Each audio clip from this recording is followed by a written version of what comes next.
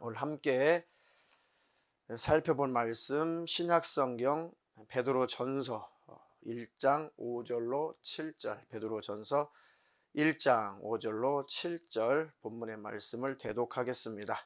너희가 말세에 나타내기로 예비하신 구원을 얻기 위하여 믿음으로 말미암아 하나님의 능력으로 보호하심을 입었나니, 그러므로 너희가 이제 여러 가지 시험을 인하여 잠깐 근심하게 되지 않을 수 없었으나 오히려 크게 기뻐하도다. 너희 믿음의 시련이 불로 연단하여도 없어질 금보다 더 귀하여 예수 그리스도에 나타나실 때에 칭찬과 영광과 존귀를 얻게 하려 함이라. 아멘. 아멘. 아멘. 오늘 설교 제목은 믿음의 시련을 통과하자. 믿음의 시련을 통과하자라는 제목으로 설교할 때 믿음의 시련이 우리에게 사실은 필수적으로 필요합니다. 근데 그 믿음의 시련을 하나님께서 허락하셔서 우리를 견고한 자로 만드시고 통과한 자에게 생명의 면류관을 주시려고 하시는 거예요. 우리를 존귀하고 더 영광스러운 모습으로, 우리를 거룩한 모습으로 하나님께서 성장시키시려고 허락하시는 것입니다. 그때마다 이기시고 잘 통과하셔서 하나님이 기뻐하시는 믿음의 승리자들이 다 되기를 축원합니다. 주님이 가까이 재림하실수록, 우리 주님의 재림이 가까울수록, 또 세상의 이 마지막 때가, 세상의 종말이 가까우면 가까울수록 우리가 더욱더 환난의 때가 찾아오면 찾아온 만큼 그것을 극복하고 이겨서 하나님과의 관계, 그 주님과의 믿음의 관계를 확실히 하기 때문에 우리가 천국에 들어갈 때까지, 혹은 주님이 다시 오실 때까지 이 믿음의 시련은 필연적으로 올 수밖에 없어요. 그렇지 않으면 그 믿음의 시련이 내가 겪는 것이 싫고 그 믿음의 시련 당하는 것을 내가 거부한다면 결국은 도태되고 말아요. 그러니까 계시록에 있는 말씀처럼, 마태복음 또 구약에 있는 마지막 때에 대한 그런 말씀, 그 기록된 말씀처럼 계속해서 이 악한 영들의 역사는 주님이 오실 때가 될수록 더욱더 강하게 역사를 할 것이고, 그리고 우리 성도들에게는 환난기라고 그랬죠. 환난기. 그 환난기 속에서 우리가 그 환난을 잘 통과하고 우리 주님을 만나려면 주님께서 주시는 그 믿음의 시련을 잘 통과해야 된다. 할렐루야. 그것이 육신을 가졌기 때문에 믿음의 시련이 올 때는 육신으로는 그렇게 유쾌하지 않아요. 썩 달갑지 않습니다. 육신은 별로 그것을 달가워하지 않아요.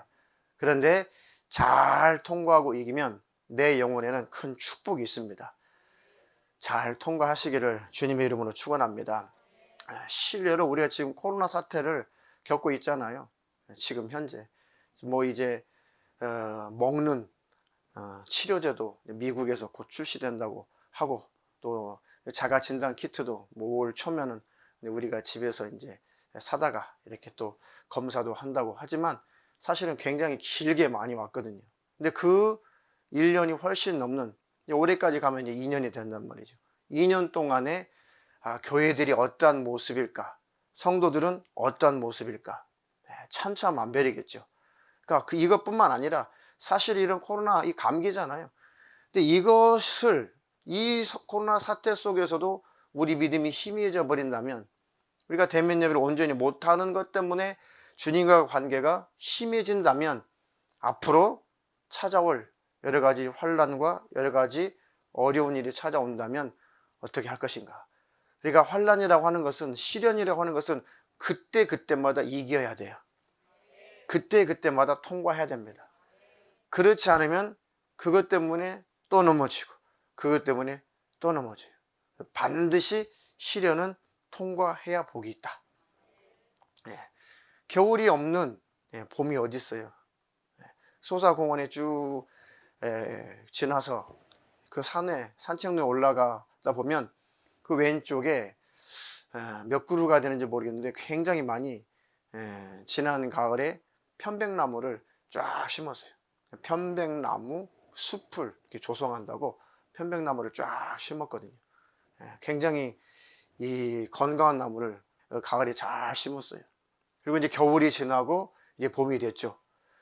지난번에 우리 집사님들하고 이렇게 한번 그 위를 올라가면서 보니까 벌써 이렇게 갈색으로 다 이제 고사된 말라버린 그런 편백나무들이 보이더라고요. 그러니까 겨울을 못 이긴 거예요. 그 추위를 못 이긴 것이죠. 원인이 어찌하였든 간에 뭐 뿌리가 얼었든 뭐 나무 자체가 약해가지고 그 추위를 못 견뎠든 견디지 못한 편백나무는 이제 벌겋게 갈색으로 다 죽었어요. 그는 살아날 가능성이 거의 없어요. 근데 겨울을 잘 견딘 편백나무는 다음 겨울도 이길 거예요. 그 나무가 건강에 자라면 자란 만큼 겨울은 어떤 겨울도 걱정은 안 할 겁니다. 할렐루야. 우리에게 당하는 그런 시련을, 이 겨울 같은 그런 영적인 시련을 잘 겪고 잘 통과하고 이기고 나면은 그것 가지고는 우리가 넘어질 일이 없어요. 그러니까 그때그때 그 문제마다 꼭 이기시는 저와 여러분 되기를 주님의 이름으로 축원합니다. 축원합니다. 주님이 오실 날이 가까울수록, 세상이 마감이 될 날, 종말이 가까울수록 우리에게 견고한 믿음이 필요하고 분별력이 꼭 있어야 된다. 할렐루야. 잘 통과하셔서 주님이 주시는 신령한 축복을 누리시기를 축원합니다. 축원합니다. 우리를 시련하시고 우리를 연단하시고 또 우리를 그 시련 가운데 하나님께서 던지시고 또 우리를 하나님께서 이렇게 만드신 이유는 첫 번째는 우리의 믿음을 견고하게 하시려고 하는 것이다. 또 견고한 믿음을 가졌다면 그것으로 끝나는 것이 아니라 값지게 하나님이 쓰시죠. 우리 하나님이 쓰시는 영적인 군사로 잘 만드셔서 견고한 믿음의 사람으로 만드시고, 그러면 내 영혼의 복이고, 두 번째는 하나님 일에 쓰임받을 수 있으니까 또 축복이죠. 할렐루야. 그래서 반드시 연단은 통과를 해야 되고 믿음의 시련은 반드시 이겨야 된다. 이기셔서 견고한 믿음을 가질 뿐만 아니라 기왕이면 한번 왔다 가는 인생, 하나님 나라를 위해서 값지게 쓰임받기를 주님의 이름으로 축원합니다. 축원합니다. 이 남자들이 훈련소에 들어가면은 저희 때만 해도 유급 제도가 있었어요. 지금도 있는지 모르겠는데요. 훈련을 통과하지 못하면 유급이에요. 졸업을 안 시켜주는 거예요. 그러면은 제일 힘든 게 뭐냐? 어차피 군 생활은 그래도 다 계산이 돼요. 유급이 됐을지라도. 그런데 문제는 진급이 안 돼요. 2등병 딱지를 못 달아요. 그리고 이제 퇴소식 때 딱 한 번 이제 면회를 부모님들이, 가족들이 오시잖아요. 그럼 그 퇴소식 때 못 가는 거예요. 그 다음 기수 때, 퇴소식 때 이제 부모님 만나는 거죠. 이 동기들은 다 이제 그 짝대기 하나씩 달고 퇴소식에 다 참석을 해서 가족들하고 다 면회를 하는데, 이제 유급된 사람은 그 퇴소가 안 되는 거예요. 퇴소식이 2등병 딱지를 못 따는 거예요. 그래서 부모님을 못 만나는 거죠. 그게 훈련소 들어가서 한 달 정도 지나가니까요, 그것이 제일 걱정이더라고요. 그러니까 조교들이 제일 많이 겁을 주는 게, 너 그러면 유급이야. 뭐 너라고 안 하죠. 그때는 훈병이래, 훈병. 제가 129번 훈련병이었거든요. 129번 그러면 이름도 없어요. 훈련병들은 자원이라고 해요. 자원이라고 하지 사람이라고 안 해요. 129번 그러면 129번 뭐 아무개 뭐 이런 식으로. 그러니까 이 자원이에요, 자원. 그런데 사격할 때가 제일로 신경을 많이 쓰고, 사격을 하기 전에 제일 많이 훈련을 강하게 시키거든요. 군인이니까. 근데 이 실제 사격을 하기 전에 어마어마하게 소위 막 굴려요. 실제 사격을 하기 전에 이제 실수하지 말라고, 사격장에서 한번 실수를 하게 되면은 이제 큰 사건이 터지잖아요. 사람이 죽어 가니까요. 큰 문제가 생기죠. 그러니까 엄청나게 빡세게 막 이 훈련을 시키고 막 이게 굴려요. 그런데 이제 막상 사격이 딱 시작되면 너무 긴장하지 않도록 적절하게 병사들을 이렇게 마음의 긴장을 풀어줍니다. 너무 긴장하면 막 이게 총을 들고 설치거든요. 진짜 그런 일이 있어요. 그러니까 너무 긴장하면 다 머리가 하얘져요. 만약에 사격을 하다가 문제가 생기면은 사인이 뭐냐면 절대 손을 들면 안 돼요. 그러니까 뒷다리만 이렇게 들어야 돼요. 뒷다리만 하나 이렇게 딱 들어서 표시를 해야지. 총이 안 나갑니다. 그랬다가는 그냥 유급, 그래 바로 유급에 유급. 그래가지고 이제 쭉 그 총 쏘는 그 사로라고 해요. 사로. 쏘는 길. 쭉 그 사로에 누워가지고 이제 제일 먼저 이제 엎드려 쏴를 하거든요. 여기 엎드려 쏴. 그런데 얼마나 처음 사격이 얼마나 긴장되는지 동기들이 다 긴장을 하죠. 근데 문제는 뭐냐면 지금은 모르겠어요. 저희 때만 해도 이 지휘하는 그 사격 지휘관이 이 메가폰 있죠. 왕왕걸 메가폰. 이것 가지고 지휘를 했어요. 그러니까 잘 들리는 병사가 있는가 하면 도대체 뭔 말인지를 모르는 그런 사각지대가 있어요. 근데 저하고 한 3명 정도는 그 사각지대가 딱 걸린 거예요. 그러니까 뭐라고 지시를 하는데 도대체 뭔 말인지를 모르겠어요. 뭐 준비한 사수로부터 탄알 일발 장전, 뭐 준비한 사수로부터 뭐 쏴, 이렇게 이런 순서가 되거든요. 그런데 내 옆에 있는 그 동기가 딱 사격을 하는 거 시작을 하는 거예요. 빡 쏘는 거예요. 근데 어차피 나는 잘 안 들리니까 누가 쏘면 나도 쏴야지. 예, 그렇게 계산했거든요.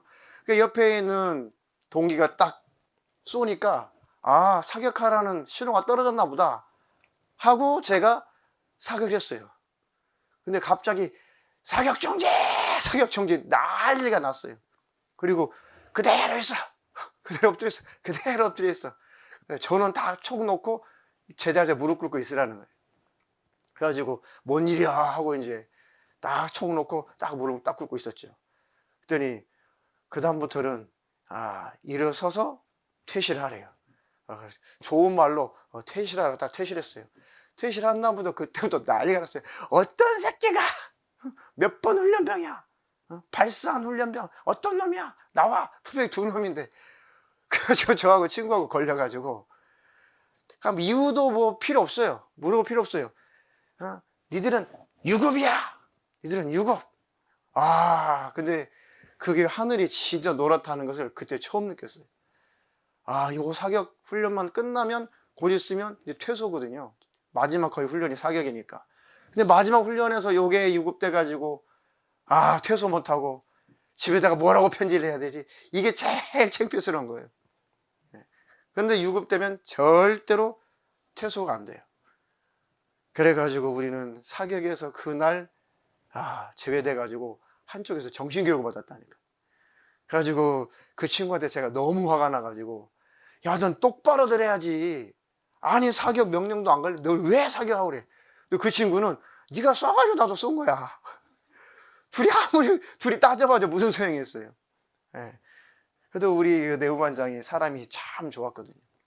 내후반장한테 딱 경례를 붙이고, 한 번만 우리 시키는 대로 다 할 테니까, 화장실 청소를 하라면 할 것이고 시키는 대로 다 할 거니까 유급만 시켜주지 말라고. 유급만 시키지 말라고.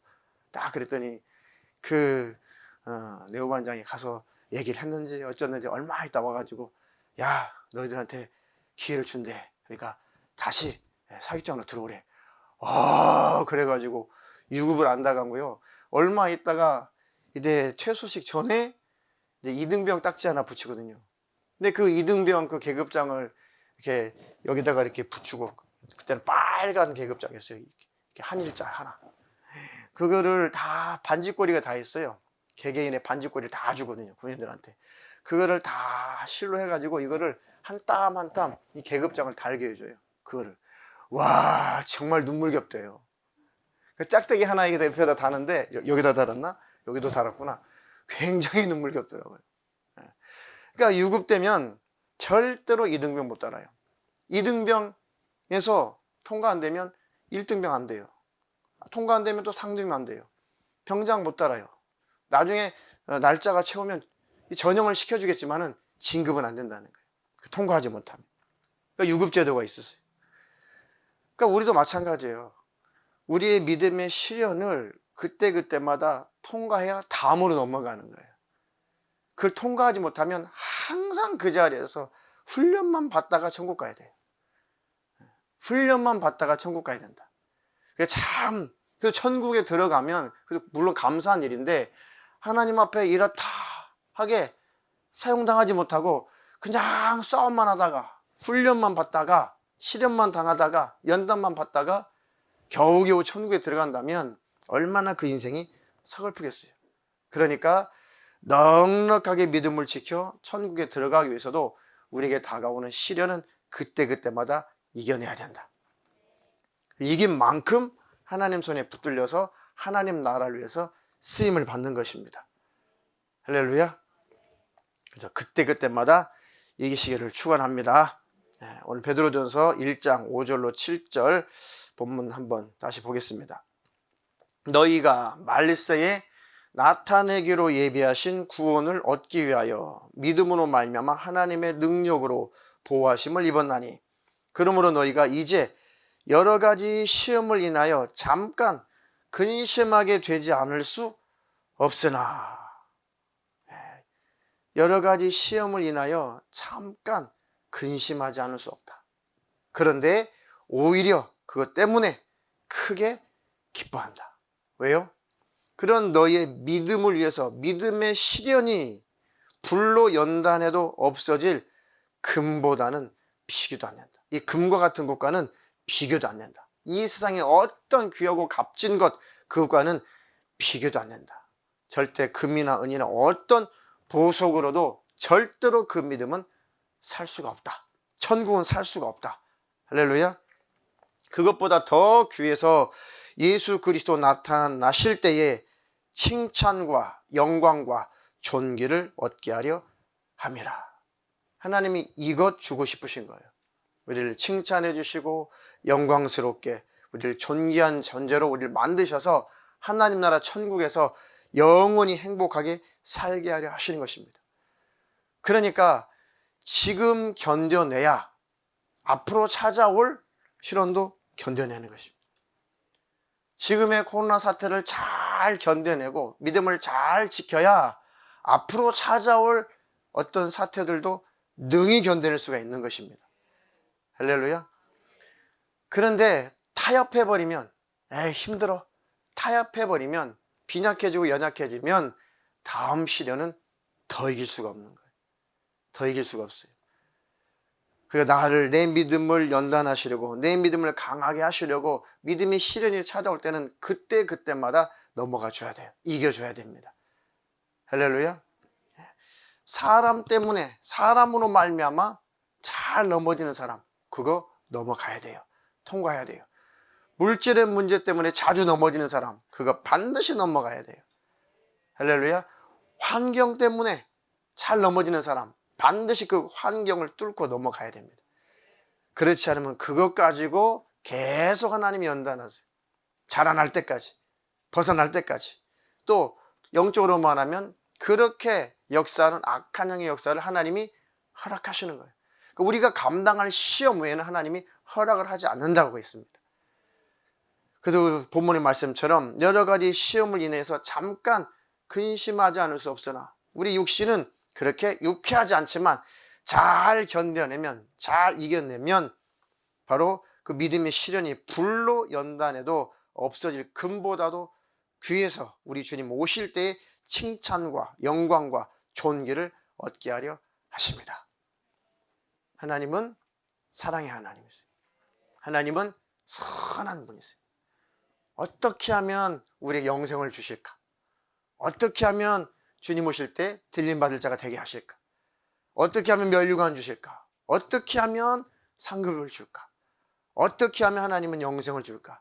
어떻게 하면 천국을 유업으로 주시기로 약속하신 그 천국을 어떻게 하면 꼭 내 자녀들에게 그 나라를 유업으로 줄까? 하나님의 관심은 거기에만 있어요.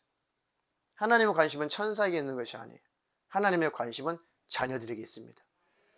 우리 자녀들을 하나님의 자녀들을 잘 양육해서 하나님께서 견고한 믿음의 삶으로 만드셔서 절대로 하나님 나라 천국에 들어가야지 멸망의 지옥으로 들어가지 않도록 우리를 지키시느라고 믿음의 시련을 허락하신다는 것. 할렐루야. 그 하나님을 신뢰하시기를 주님의 이름으로 축원합니다. 야고보서 1장 12절로 16절 대독하겠습니다. 시험을 참는 자는 복이 있도다. 이것에 옳다 인정하심을 받은 후에 주께서 자기를 사랑하는 자들에게 약속하신 생명의 면류관을 얻을 것임이니라. 사람이 시험을 받을 때에 내가 하나님께 시험을 받는다 하지 말지니 하나님은 악에게 시험을 받지도 아니하시고 친히 아무도 시험하지 아니하시느니라. 오직 각 사람이 시험을 받는 것은 자기 욕심에 끌려 미혹됨이니 욕심이 잉태한즉 죄를 낳고 죄가 장성한즉 사망을 낳느니라. 내 사랑하는 형제들아 속지 말라. 아멘. 시험을 참는 자는 복이 있다. 시험을 참는다 이 말은 시험을 이기는 자예요. 시험을 통과하는 자를 뜻하는 것입니다. 그러니까 시험을 통과하는 자는, 시험을 이기는 자는 복이 있다. 옳다라고 하나님 앞에 딱 인정을 받으면 주께서 자기를 그렇게 사랑하는 자들에게 약속하신 생명의 면류관을 주실 것이다. 할렐루야. 또 사람이 시험을 받을 때에 하나님께서 왜 그러시지? 하나님의 살아계심이 이래? 하나님께서 왜 나를 괴롭히나?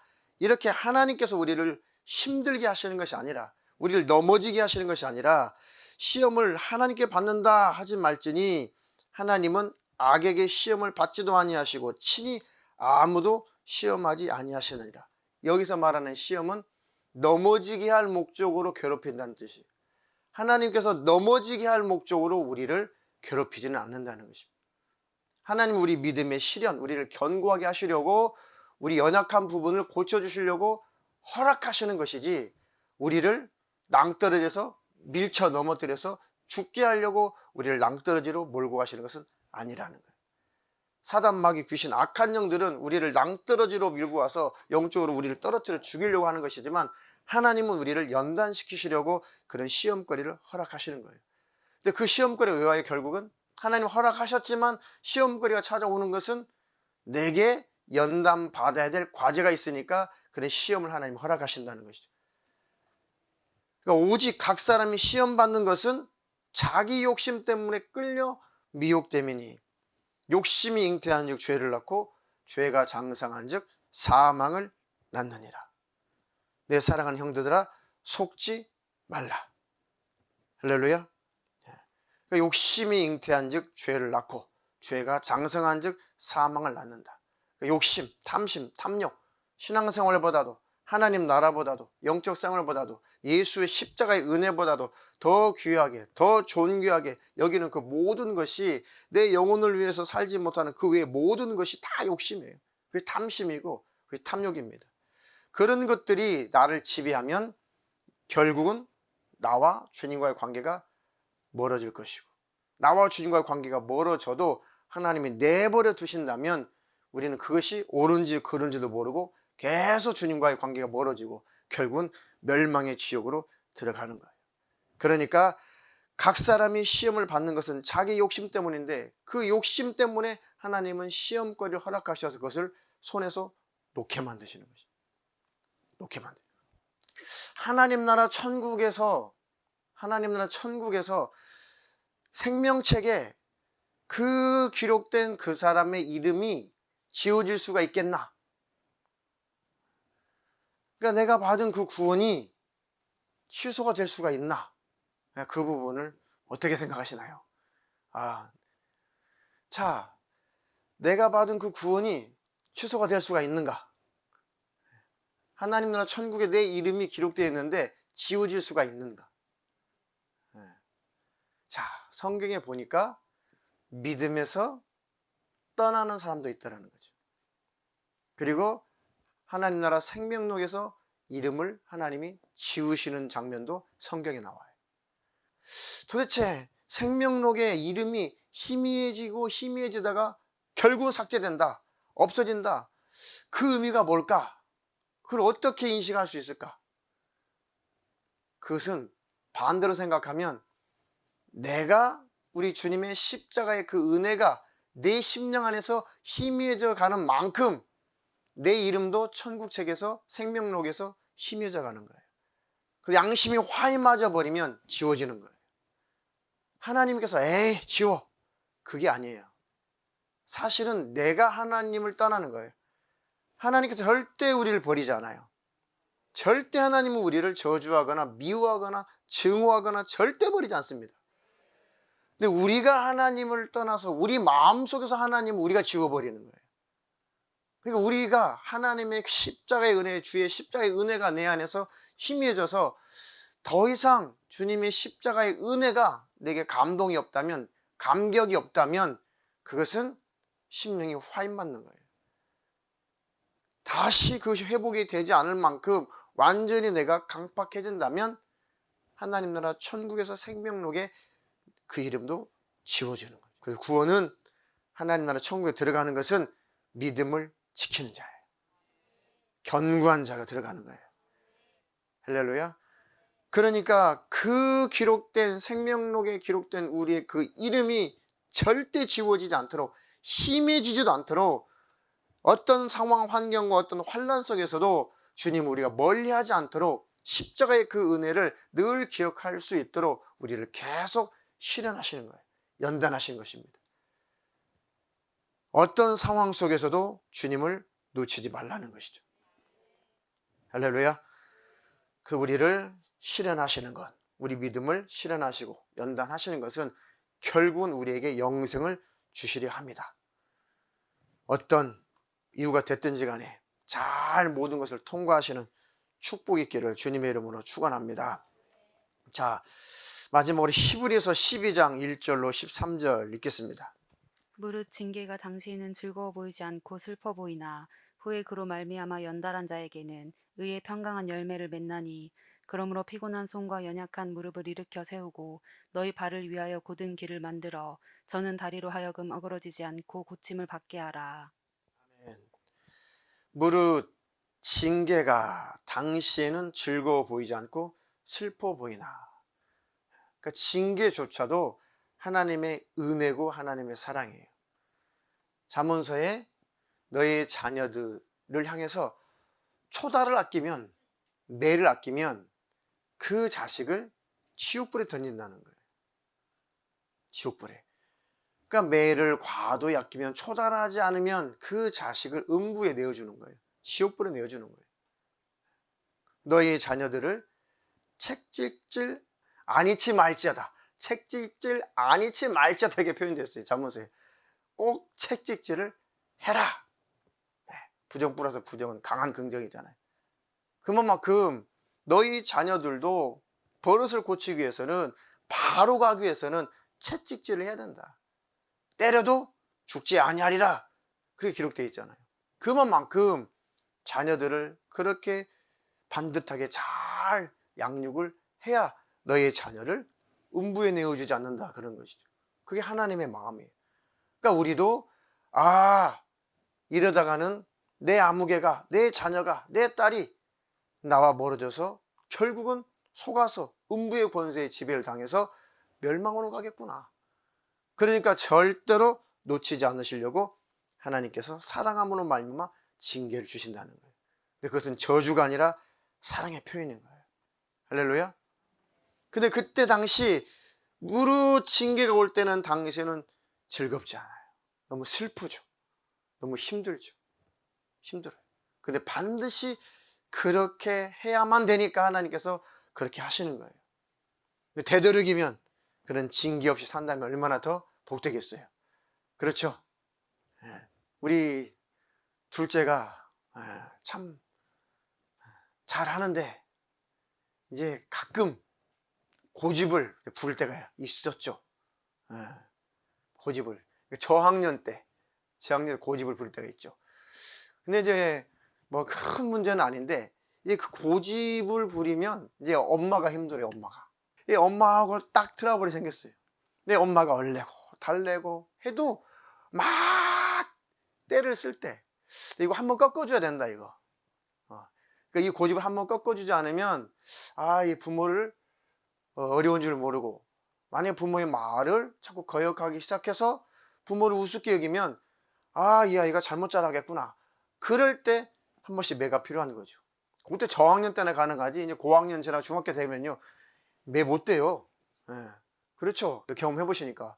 특히 이 아들들은 뭐 중학생 되고 고등학생 되면 그 매대 엄마가 매들면, 아버지한테는 꼼짝 못해도 엄마가 막 매들면 매를 딱 잡고 그만하세요. 그러면 무서워가지고, 아니 키도 이제 자기도 훨씬 크니까 알았다, 알았어. 그렇죠. 그러기 전에 잡아요. 다 크면 소용없어요. 매 안 타요. 그래가지고 고집, 무슨 밖에 나서 뭐 잘못한 것도 아니고 집안 안에서 이 엄마한테 막 고집 부리는 거. 아빠한테는 감히 못하죠. 그러니까 엄마한테. 그러니까 엄마는 말은 무섭게 하는데 행동이 안 돼. 이게 약해가지고 행동이 안 돼.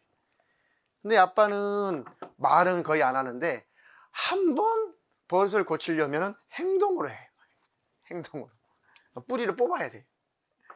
그래가지고 어느 날 방에서 들어보니까 안 되겠다. 안 되겠다. 그래 참자.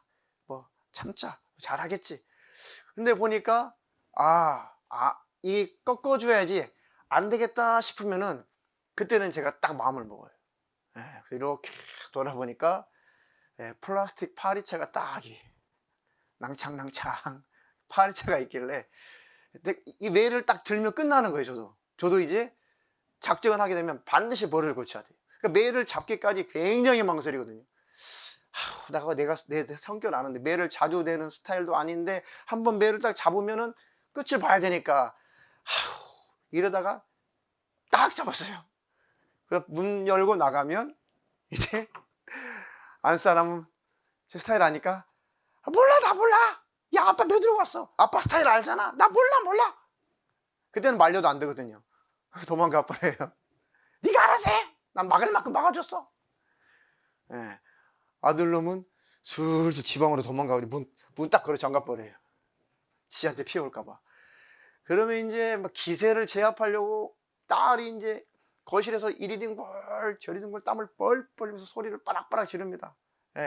저를 제압하려고. 이 정도 소리 지르면 아빠가 질려가지고 방에 들어가겠지. 저는 안 통해요. 절대 안 통해요. 그럴수록 제 안에는 강한 의지가 생겨요. 많이 때려줘야겠군. 매를 많이 대야겠군. 그러다가 소리를 빠락빠락 치다가 지치잖아요. 냅둬 지칠 때까지. 그리고 땀이 막 비오듯이 쏟아지죠. 옷이 다 젖고. 그것도 이제 여름인데 얼마나 얇은 옷을 입었겠어요. 지쳤구나. 그러면 너 이리 와. 너 엎드려. 그러면 또 소리를 빡빡 질러요. 그러면 손을 빡빡 지르면 손을 딱 소리 지르면 손을 두 손을 조그만할 때니까요.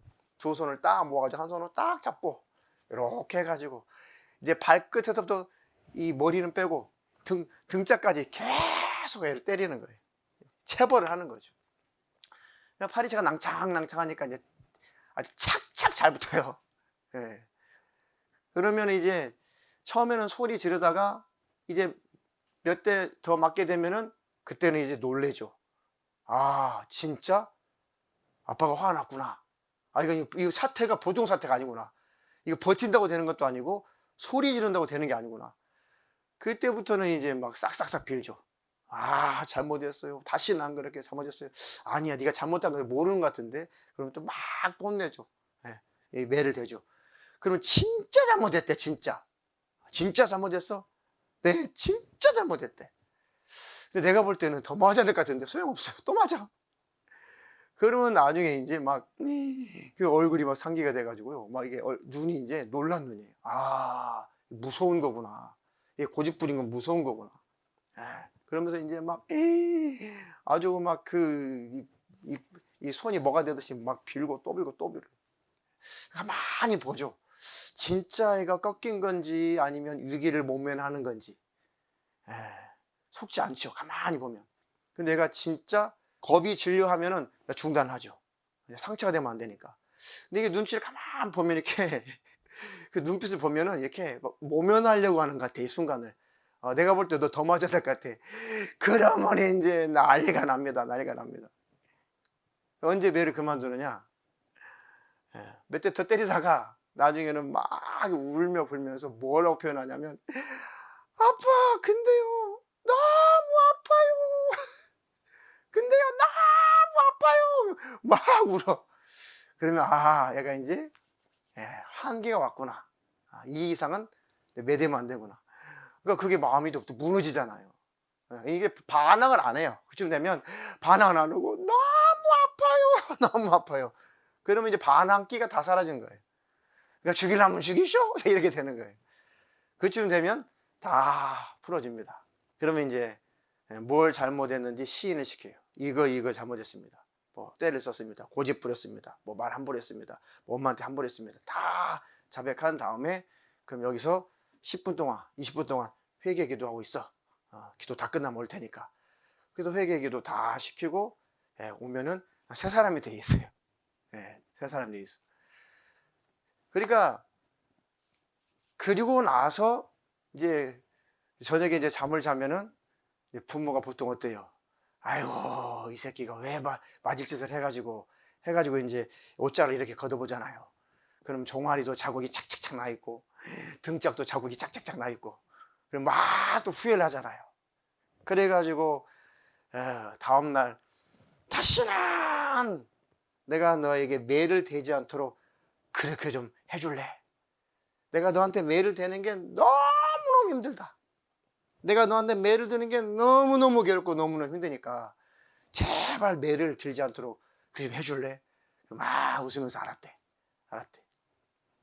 그러니까 자식이 매를 드는 게 쉬워요? 쉽지 않죠. 그렇죠? 그러니까 하나님이 징계하는 게 쉬워요? 하나님은 자비로우신 분이에요. 노하기를 더디하시는 분이라고 그랬어요. 하나님께서는 자애로우신 분이에요. 인자하신 분이고 아주 인내하신 분이란 말이에요. 근데 그 분이, 그 하나님이 아니 독생자라도 주시면서 대신 피 흘려 주실 만큼 그렇게 자애로우신 하나님이 우리를 징계하시는 것을 즐기시겠냐고요. 즐기시지 않아요. 하나님도 매를 대는 것이 쉽지 않아요. 그런데 더 가면 안 되겠다. 그러면 내 자녀의 영혼을 뺏기겠다. 망치겠다. 그때는 하나님께서 징계를 하시는 거예요. 징계. 크고 작은 징계가 있죠. 큰 징계도 있지만 작은 징계도 있어요. 그 징계 당시에는 즐거워 보이지 않죠. 슬퍼 보이죠. 그렇지만 그로 말미암아 연달한 자에게는 의의 평강한 열매를 맺나니. 할렐루야. 그 뒤로 그렇게 매될 일을 안 한 것 같아요.